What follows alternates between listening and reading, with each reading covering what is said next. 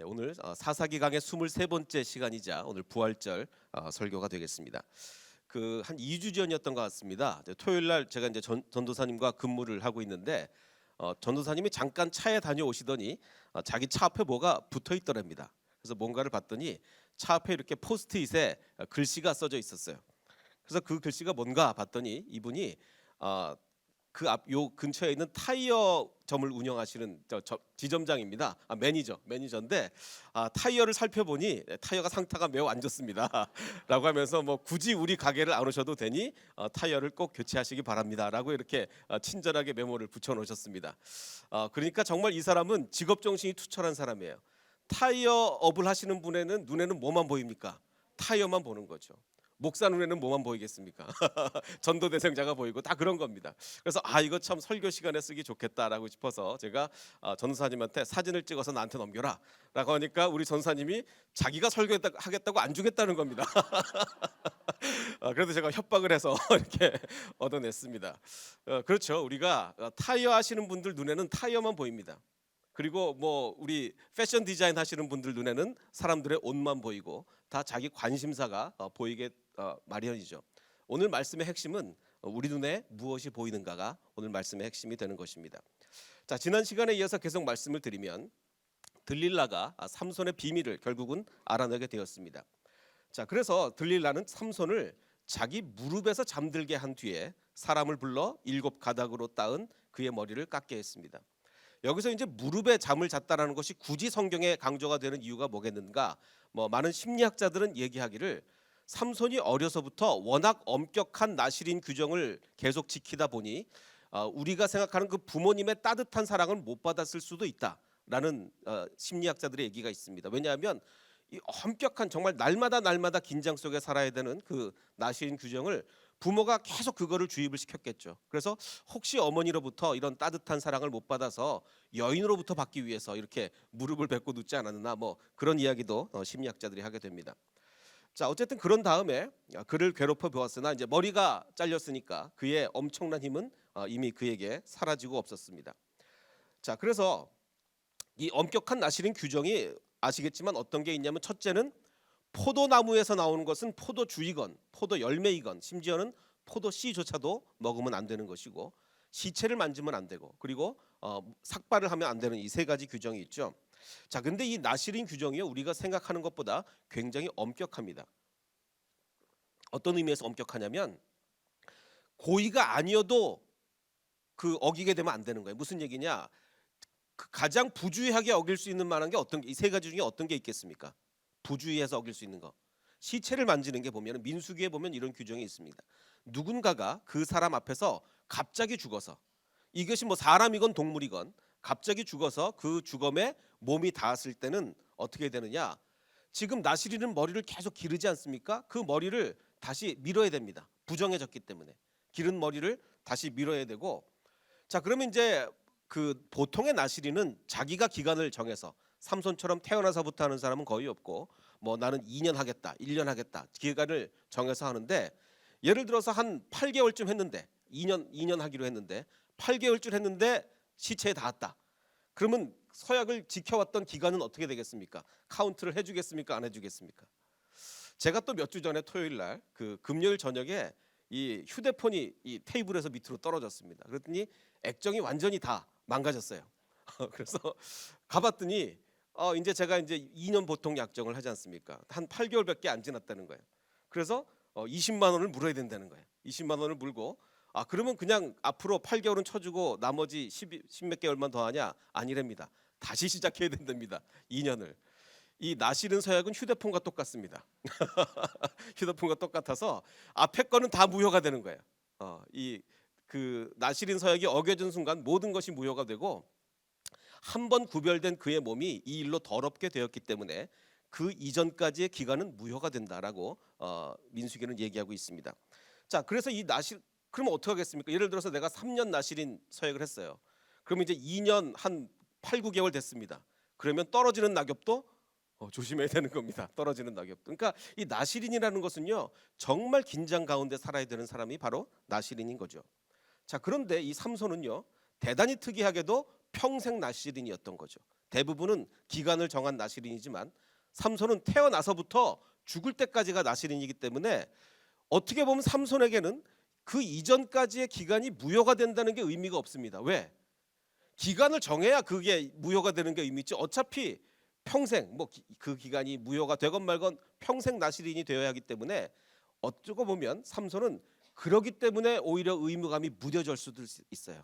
왜냐하면 한 3년 해야 기간이 만료될수록 점점 더 긴장을 하고 살아갈 텐데 삼손은 뭐 이래나 저래나 평생 해야 되는데 뭐 한번 어기고 말지 아마 이랬을 가능성도 있습니다. 자, 우리가 어떤 사람이 이제 범죄를 하게 되면 요즘은 어떤 전문가가 들러붙습니까? 수사를 하는데 프로파일러가 달라붙죠. 그래서 프로파일러가 이 사람의 범죄를 분석해서 어떤 사람이 범인인지를 추적하게 됩니다. 우리가 이게 삼손의 불순종도 한번 프로파일링을 할 수가 있습니다. 그러니까 삼손이 여러 번 나시린 규정을 어기게 되는데 도대체 어떤 특성을 가지고 있는가, 어떤 그 경향성을 가지고 있는가를 분석을 해볼 수 있습니다. 예를 들면 이런 거죠. 사자가 나와서 길을 가고 있는데 사자가 나와서 그 사자를 찢어 죽인, 그래서 시체를 만지게 되고 이런 게 어디냐면 포도밭이었어요. 포도밭. 자, 그러면 삼손은 벌써 포도밭에 들어간 것 자체가 포도를 먹겠다는 의도인데, 그럼 포도밭에 들어간 지역이 어느 지역입니까? 유대 땅입니까? 블레셋입니까? 블레셋이었습니다. 왜? 머리가 기니까 유대 땅에는 나시린인 줄 다 아니까 포도밭 근처에도 얼씬을 못하는 거죠. 블레셋에 가면 아무도 나시린 신경을 안 쓰니까 당당하게 포도밭에 들어갈 수 있는 겁니다. 자, 죽은 사자의 시체에서 꿀을 떠면서 사자 시체를 만진 곳, 이곳 역시 어디입니까? 뭐 같은 사건이니까 당연히 블레셋입니다. 자, 30명을 죽여서 죽은 사람의 옷을 벗긴 곳, 그곳은 어디입니까? 이것 역시 블레셋입니다. 공통점이 어디죠? 다 블레셋에서 나시린 서약을 다 어긴 거예요. 왜? 유대 지역에서는 머리가 그렇게 긴 사람은 누구나 봐도 다 나시린이니 거기서 어떻게 규정을 어기겠습니까? 블레셋에 가면 편하게 규정을 어긴 거죠. 자, 근데 예외가 좀 있습니다. 싱싱한 낙이 턱뼈라는 것은 방금 죽은 시체를 만져서 이곳이 어디냐? 이곳만 유다 땅이었습니다. 자, 근데 이거는 이유가 있죠. 왜? 이거는 계획되거나 의도적인 게 아니라 우발적인 거예요.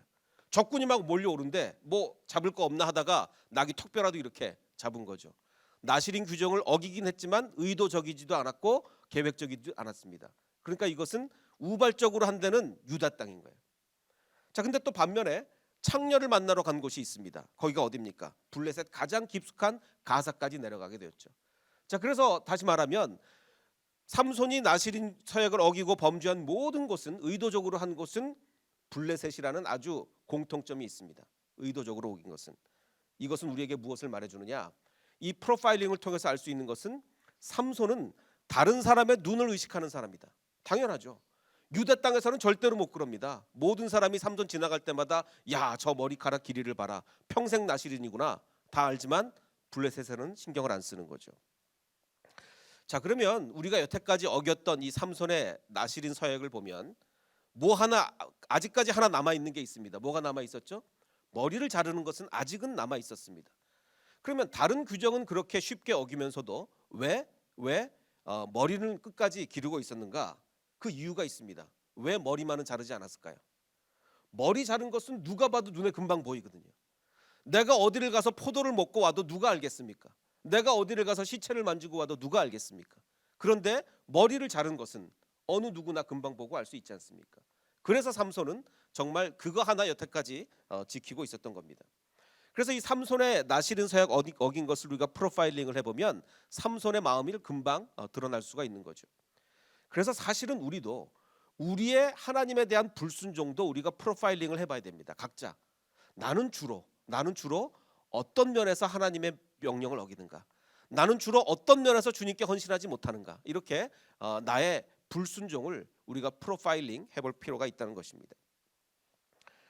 자, 근데 그때 다시 한번 나시린 그 삼손 이야기로 돌아가 보면 그때 들릴라가 이제 삼손 머리를 깎고 나서 삼손, 블레셋 사람들이 들이닥쳤어요라고 이렇게 소리를 지릅니다. 그러자 삼손은 잠에서 깨어나 내가 이번에도 늘 그랬듯이 이번에도 지난번처럼 뛰쳐나가 힘을 떨쳐야지라고 생각했으나 그대로 되지 않았죠. 주께서 이미 자기를 떠나신 것을 그는 미처 깨닫지 못했습니다. 자, 그래서 이제 블레셋 사람들은 그를 사로잡아서 어떻게 했느냐? 그의 두 눈을 뽑아버립니다. 두 눈을 뽑고 가사 지역으로 끌고 가서 그에게 이제 노동을 시키게 됩니다.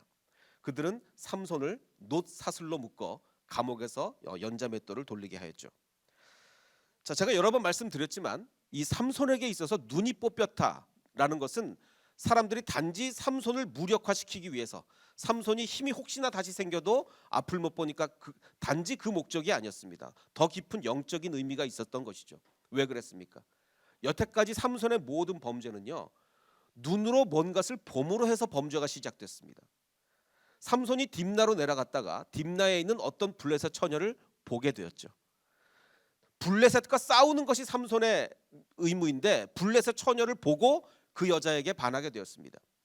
자, 그리고 삼손이 아버지에게 이르되 내가 그 여자를 좋아하오니라고 한국말에 잘못 번역이 돼 있지만 원래 히브리 원문에는 뭐라고 돼 있자고 말씀드렸습니까? 내 눈에 보기 좋다. 눈. 계속 보는 것을 강조합니다. 어떤 것과 같은 뜻이라고 그랬습니까? 사사 시대에는 이스라엘에 왕이 없었더니 사람들이 각각 자기 소견에 오른 대로, 눈에 보기 좋은 대로 했다와 같은 뜻입니다. 그리고 7절에도 그 여자가 삼손의 눈에 들었더라. 계속 눈과 보는 것을 강조하죠. 그리고 창녀를 만나러 갈 때도 그렇습니다. 삼손이 가사에 가서 창녀 하나를 보고 그의 집으로 들어갔다. 히브리 원문에도 본다고 이야기하고 있습니다. 다시 말하면 삼손이라는 사람은 계속해서 보지 말아야 할 것을 봤다는 겁니다. 이스라엘의 사사로서 봐서는 안 되는 것을 계속 끊임없이 보러 다녔다는 것입니다. 그래서 결국 그는 눈이 뽑혀버리고 맙니다. 블레셋 사람들은 자기들이 뽑았다고 생각할 거예요. 삼손 이 사람 워낙 무서우니까 눈 뽑아버리자. 그래서 무력화시키자. 그러나 그 의미를 따져본다면 결국은 누가 뽑으신 겁니까? 하나님이 뽑으신 거예요. 왜? 그것을 봄으로 계속 범죄하니까. 계속 봄으로 범죄하니까 하나님께서 강권적으로 블레셋 군대를 통해서 그 눈을 뽑으신 겁니다. 이 삼손은 여자를 너무 몰랐던 것 같아요. 계속 어떻게 보면 이 삼손의 모든 이 여러 가지 행각들이 여자를 잘못 쫓아다니다가 전부 다 여자 문제지 않습니까? 여자를 잘못 쫓아다니다가 발생한 문제가 됐던 것이죠. 혹시 이 책을 보신 분 계십니까? 남자가 여자에 대해서 아는 모든 것이라는 책입니다. 그 저자가 무려 그 미국에서 제일 뛰어난 심리학자가 썼다는 그런 책인데 한번 우리 남자들은 꼭 읽어야 되지 않을까? 이 삼손이 이 책을 읽었다면 이런 일이 없었을 텐데 남자가 여자에 대해서 아는 모든 것이라는 책이 있습니다. 아주 뭐 많이 팔렸다 그러는데 이 책은요 1페이지부터 마지막 페이지까지 내용이 똑같습니다. 전부 다 블랭크예요. 아는 게 아무것도 없다는 얘기죠. 남자가 여자에 대해서 아는 게 뭐가 있겠습니까? 아무것도 모릅니다. 그러니까 아주 의미심장한 책이에요. 그러니까 이 삼손은 여자를 너무 몰랐기 때문에 계속 여자만 쫓아다니다가 여자에게 당하는 실은 그 일을 계속 보여주고 있습니다. 자, 21절을 보면 블레셋 사람들은 그를 사로잡아 그의 두 눈을 뽑고 가사로 끌고 가서 이제 연자맷돌을 돌리게 했는데, 자 이제 22절이 매우 중요합니다. 자 이제부터 성경을 보지 마십시오. 성경을 보지 마시고 22절을 우리가 모른다는 전제하에 21절을 읽고 22절이 무슨 내용인지 모른다는 전제하에 그 다음 내용부터 한번 풀어보겠습니다. 왜냐하면 22절을 알고 모르고는 그 다음 내용에 굉장한 영향을 끼치기 때문입니다. 자 23절을 보면 블레셋 통치자들이 그들의 신 다곤에게 큰 제사를 바치려고 함께 모여 이제 자기 그 신에게 제사하는 축제가 벌어진 거예요. 우리 원수 삼손을 우리의 신이 다곤 신이 우리의 손에 넘겨줬다. 아닙니다. 하나님께서 뜻이 있어서 삼손을 그들에게 넘겼는데 이들은 우리의 신 다곤이 삼손을 우리가 승리하게 했다고 생각하는 거예요. 백성도 마찬가지입니다. 통치자뿐만 아니라 백성도 우리 땅을 망쳐놓은 원수, 우리 백성을 많이 죽인 원수를 우리의 신이 다곤 신이 우리에게 넘겨주었다라고 소리치면서 삼손을 그곳으로 이 축제장에 불러다가 자기들 앞에서 제주를 부리게 했습니다. 삼손은 그들이 보는 앞에서 제주를 부리게 되었고 이제 기둥 사이에 묶었는데 뭐 다들 잘 아시겠지만 블레셋 통치자들도 거기 모두 있었는데 사람이 얼마나 있었느냐? 옥상에 올라간 사람이 3,000명이었습니다. 뭐 건물이 도대체 얼마나 큰지 그 신전이니까 뭐 어마어마한 건물이겠죠. 옥상에 3,000명이 올라갔다고 하니 뭐 대단한 인파였던 것 같습니다. 자 그러던 중에 삼손이 이제 드디어 여호와께 부르짖습니다. 그전에는 부르짖은 적이 전혀 딱 한 번 부르짖었죠. 언제였죠? 목말라 죽게 생겼으니까 그때서 딱 한 번 부르짖었는데 이제 진심으로 부르짖습니다. 하나님께 진심으로 부르짖는데 주 여호와여 구하옵나니 나를 생각하옵소서. 그리고 하나님이여 구하옵나니 이번만 나를 강하게 하사 나의 두 눈을 뺀 블레셋 사람들에게 원수를 단번에 갚게 하옵소서라고 이렇게 기도하기 시작했습니다.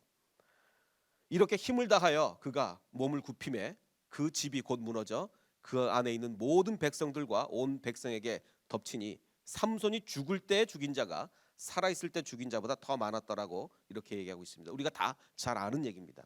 자, 그런데 이제 문제가 있습니다. 아까 말씀드린 22절 내용이 바로 문제인 것입니다. 자, 22절 생략했던 22절을 다시 한번 우리가 살펴보면 21절에 감옥에서 연자맷돌을 돌리게 했습니다. 그리고 우리가 22절을 생략하고 넘어갔습니다. 그 뒤에 나오는 내용은 삼손을 불러다가 제주를 부리게 하는 겁니다. 그런데 22절의 내용이 무엇이냐? 22절은 말하고 있기를 바로 이렇게 얘기합니다. 그러나 깎였던 그의 머리털이 다시 자라기 시작했다는 겁니다. 자, 이제 우리가 입장을 바꿔놓고 생각을 해보겠습니다. 우리가 블레셋 사람이라고 생각해 보겠습니다. 삼손 때문에 정말 많은 고초를 당했습니다. 어느 정도로 블레셋의 5 지도자들이 우리가 은 1,100냥씩 내놓을 테니까 들릴라에게 삼손의 비밀을 캐내라고 할 정도로 정말 삼손 때문에 나라가 들썩들썩했습니다. 근데 비밀을 알아냈습니다. 뭐였습니까? 머리털을 잘랐더니 힘이 없어지더라. 그러면 아마 블레셋 사람 중에 이 소문을 못 들은 사람은 단 한 사람도 없을 겁니다. 모든 소문이 방방곳곳에 다 퍼졌을 것입니다. 자, 그러면 이미 이제 포로로 잡혀서 일을 하는 삼손에게 있어서 여러분이 블레셋의 간수라면, 블레셋의 백성들이라면, 블레셋의 군대 통치자들이라면 무엇에 제일 관심이 있겠습니까? 삼손의 머리털 길이. 그렇지 않습니까? 오늘은 얼마나 자랐을까? 혹시나 저게 더 자라서 우리에게 또 한 번 위협을 가하지 않을까? 얼마나 두렵겠습니까? 저 같으면 제가 블레셋의 통치자라면 군대 가면 이발병 이런 거 있지 않습니까? 이발병 하나를 임명해서 매일 삼손의 머리를 깎게 하겠습니다. 매일 1mm라도 자라지 않게. 자, 그런데 블레셋 사람들은 거기에 무관심했습니다. 분명히 22절은 삼손의 머리털이 다시 자라기 시작했다고 하는데 적어도 몇 명이 모였는지 모르지만 옥상에만 3,000명이 모여 있었는데 삼손이 제주 부리러 나오는 동안 아니 오랜만에 보니까 삼손의 머리가 너무 많이 자라 있다라고 소리를 친 사람이 그 3,000명이 넘는 군중 중에 단 한 명도 없었다는 얘기죠. 어떻게 이런 일이 있을 수 있겠습니까? 발생 불가능한 상황이 벌어졌다는 것은 하나님이 개입하셨다는 겁니다. 이건 인간의 상식으로는 도저히 발생이 불가능한 일이죠. 자, 그래서 어떻게 3,000명 이상의 블레셋 사람들은 삼손의 머리가 자라는 것을 보지 못할 수가 있는가? 또 어떻게 블레셋 지도자와 들릴라는, 이게 무슨 얘기냐면 삼손의 비밀이 너무 궁금해서 지도자 한 사람당 은 1,100냥이라는 어마어마한 돈을 주고 들릴라를 매수를 하는데 사실은 이게 말이 안 되는 얘기입니다. 왜냐하면 고대 사람들의 사고 방식에서 우리 이제 혹부리 영감 얘기를 잘 아시죠? 이 도깨비들은 혹부리 영감이 왜 노래를 잘한다고 생각했습니까? 혹이 있으니까. 다른 사람이 없는 혹이 있는데 너무 노래를 잘하니까 고대 사람들의 사고 방식으로 그러면 혹 때문에 노래를 잘하나 보다. 마찬가지로 다른 어떤 이스라엘 남자도 그리고 중동 지방의 어떤 남자도 머리를 그렇게 기르지 않는데 태어나서부터 나시린이 그렇게 머리가 기르니 상식적으로 볼 때 무엇을 가장 먼저 시도해 보겠습니까? 머리를 자르는 걸 당연히 아마도 저 머리가 힘의 근원인가 보다라고 어느 누구라도 생각할 겁니다. 그런데 그걸 모르겠다고 들릴라에게 은 1,100냥씩을 줘가면서 알아내라고 한 것이죠. 자, 그래서 어떻게 블레셋 지도자와 들릴라는 삼손의 힘이 머리카락 때문이라는 생각을 하지 않을 수 있었을까? 이것 역시 하나님의 개입이라고 밖에는 우리가 생각할 수가 없는 것입니다. 삼손 이야기의 가장 큰 주제는 보는 겁니다. 삼손은 계속해서 보지 말아야 될 것을 봤습니다. 계속해서 블레셋을 들락날락하면서 블레셋 여자의 아름다움을 보고 사사로서의 그 위치를 망각하고 계속해서 블레셋 여자를 쫓아다녔던 것입니다. 보지 말아야 할 것을 보고 다닌 삼손은 결국은 그것이 자기 의지로 조절이 안 되는 거예요. 보면 안 되는데 이 의지가 조절이 안 되는 겁니다. 그러자 하나님이 개입하시죠. 어떻게 개입하십니까? 블레셋으로 하여금 그의 눈을 뽑아버리게 하십니다. 강제로 못 보게 하십니다. 강제로. 마찬가지입니다. 이제 하나님은 마지막으로 주님께 부르짖는 삼손과 함께 하셨는데, 그럼 블레셋 사람들이 도대체 삼손의 머리를 보지 못한 이유는 뭡니까? 똑같은 이유입니다. 봐야 할 것을 보지 못한 블레셋은 역시 하나님이 강제로 개입하셔서, 왜? 그 순간 어느 3천 명 중에 어느 누구라도 삼손의 머리가 자라고 있다는 것을 고발한 순간 삼손의 모든 계획은 깨져버리고 맙니다. 하나님이 개입하시지 않으면 그 많은 사람 중에 어느 누구도 삼손의 머리에 관심을 가지지 않는다는 것은 있을 수가 없는 이야기인 것입니다. 하나님이 개입하신 것이죠. 그래서 삼손의 이야기의 가장 큰 핵심은, 우리는 과연 삼손처럼 혹시 보지 말아야 될 것을 보는 것은 아닌가, 아니면 정말 꼭 봐야 되는 것을 보지 못하는 것은 아닌가. 이것이 삼손 이야기의 핵심이라는 것입니다. 우리는 무엇을 보고 있습니까? 우리는 혹시 무엇을 또 보지 못하고 있습니까? 이것이 삼손 이야기의 핵심인 것이죠. 우리 헷세드 교회는 정말 이제 개척한 지 얼마 안 된 교회입니다. 1월 1일에 예배를 시작했으니 이제 석 달 반이 조금 넘은 것 같습니다. 다들 아시겠지만 교회를 개척해야 되겠다고 제가 제일 완전히 마음을 굳힌 것은 2018년 작년 11월 11일이었습니다. 그리고서 이제 그럼 도대체 어디서 예배를 드릴 것이냐, 처음부터 생각을 하게 되었습니다. 사실 오늘 이곳이 5번째 장소입니다. 맨 처음에는 아직 교회가 세워지기 전에는 어떤 교인의 집에서 가정 예배를 드리려고 생각하고 있었습니다. 그저 두세 가정이 모여서 함께 가정 예배를 드려야 되겠다. 그것이 제 첫 번째 장소였습니다. 그리고 장소를 알아보면서 어떤 참 정말 생면부지의 어떤 목사님이, 사업을 하시는 어떤 생면부지의 목사님이 우리에게 너무 큰 은혜를 베풀어 주셔서 자기 회사 그 공간을 쓰라고, 무상으로 쓰라고 이렇게 허락을 해주셨습니다. 이것이 두 번째 은혜였습니다. 그런데 우리가 의외로 인원도 많아지고 또 정말 너무나 감사하게 침신대학 한 강의실을 빌릴 수 있게 되었습니다. 그 강의실을 빌린 것이 얼마나 또 감사했는지요. 그래서 아직 첫 예배를 드리기 전이었습니다. 그래서 그 강의실에 맞게 음향 세팅도 하고 이렇게 정말 우리 전도사님들이 열심히 수고를 해서 음향 세팅을 했습니다. 그런데 이제 핍박이 들어왔습니다. 그 강의실을 사용할 수 없는 핍박이 들어왔습니다. 그래서 기도하던 중에 하나님께서는 그 강의실보다 더 비교할 수 없을 만큼 더 좋은 홀을 주셨습니다. 우리가 거기서 예배드리게 되신 얼마나 큰 은혜인지를 모르겠습니다. 그래서 정말 감격의 감격의 첫 예배를 네 번째 공간인 그곳에서 드리게 되었습니다. 근데 다시 한번 또 핍박이 들어왔습니다. 또 그곳에 있기가 어려워졌습니다. 그랬더니 하나님께서 정말 이곳에, 정말 우리가 꿈꾸지도 못했던 이곳, 이 아름다운 곳에 우리가 5번째로, 이제 불과 개척을 한 지 석 달 반 만에 이제 이곳에 우리가 안착을 하게 되었습니다. 이것이 얼마나 큰 은혜인지 모르겠습니다. 하나님께서 이곳을 우리에게 보여주셨습니다. 블레셋 사람들은 보지 못했던 삼손의 머리카락, 그러나 하나님은 우리의 눈을 열어 이곳을 보게 해주셨습니다. 사실 저는 처음에 가정 예배를 드리겠다고 생각할 그때부터 하나님께 말도 안 되는 기도를 했습니다. 제가 미국에 있을 때, 캐나다에 있을 때 체육관이 있는 교회들이 너무 부러웠기 때문에 가정 예배 드릴 생각하면서 하나님 체육관 있는 교회 주세요라고 제가 기도했습니다. 사실 말도 안, 제가 솔직히 그거 우리 와이프도 모릅니다. 너무 창피한 기도를 해서 와이프랑 나누지도 못했습니다. 근데 기도했습니다. 하나님, 제가 보니까요, 젊은이 사역을 하기 위해서는 체육관이 꼭 필요하더라고요. 아버지 하나님, 한국에서 체육관이 있는 교회 말도 안 되지만, 그리고 이제 가정에서 예배 드릴 거지만 하나님 체육관이 있는 교회 주십시오 라고 기도했습니다. 그런데 그 기도가 3개월 반 만에 이루어졌습니다. 주님의 은혜가 아니면 무엇이겠습니까? 저는 주님이 우리 헷세드 교회와 반드시 함께 한다고 믿습니다. 헷세드 교회에 부어주신 하나님의 은혜가 얼마나 큰지 모르겠습니다. 다윗도 이런 은혜를 경험했습니다. 하나님께서 다윗을 축복해 주시는데요, 내가 너의 집안을 한 왕조로 만들겠다는 것을 이제 나 주가 너에게 선언한다. 너의 집안을 내가 왕조로 만들어주겠다. 내가 선언한다. 내가 사울에게서는 나의 총애를 거두었지만 너의 자손에게는 내가 총애를 거두지 않겠다. 내 집과 내 나라가 내 앞에서 영원히 이어갈 것이며 영원히 튼튼하게 서 있을 것이다. 그러자 다윗 왕이 그 큰 은혜에 주님 앞에 무릎을 꿇고 기도를 하게 됩니다. 주 하나님, 도대체 내가 누구이기에 주께서 나를 이러한 자리에 오르게까지 해주셨습니까?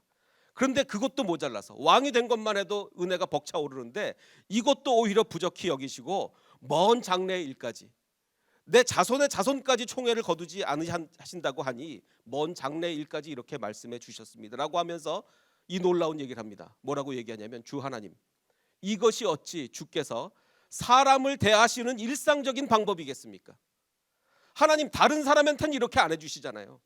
다른 사람한테 하나님이 이런 은혜 베푸시는 거 제가 본 적이 없습니다. 그런데 하나님, 이것이 어찌 사람을 대하시는 일상적인 방법이겠습니까? 라고 다윗은 고백하고 있습니다. 저는 기도원 지난번에 들어가서 다윗의 이 구절이 제 입에서 터져 나왔습니다. 하나님, 어찌 이것이 교회를 세우시는 일상적인 방법이겠습니까? 헷세드 교회에 베풀어 주시는 하나님의 그 쏟아부어 주시는 은혜가 너무나 넘치고 넘쳐서 감당을 할 수가 없습니다. 주님 감사합니다. 주님 감사합니다. 어찌 이것이 사람을 대하시는 일상적인 방법이겠습니까? 그래서 저는 주님께 이렇게 기도했습니다. 이것이 어찌 주께서 교회를 대하시는 일상적인 방법이겠습니까? 우리는 너무 큰 은혜를 받았습니다. 우리는 부활하신 주님을 그저 책으로 배우는 것이 아니라, 성경 말씀의 책으로만 배우는 것이 아니라 하나님의 역사하심으로 우리가 피부로 체험했습니다. 그것이 얼마나 감사한지 모르겠습니다. 출애굽기는 이렇게 말하고 있습니다. 너희는 두려워하지 말고 가만히 서서 여호와께서 오늘 너희를 위하여 행하시는 구원을 보라라고 말하고 있습니다. 우리는 봐야 될 것을 봐야 됩니다. 보지 말아야 될 것에 눈을 감아야 합니다. 우리는 삼손처럼 돼서는 안 됩니다. 하나님께서 우리에게 길을 열어주셨습니다. 부활의 예수님께서, 오늘 부활하신 예수님께서 우리 교회를 이토록 이끄셨으니 우리가 앞으로 정말 한마음 한뜻이 되어서 주님을 감사하며 찬양하는 우리 모두가 되시기를 주님의 이름으로 축원합니다.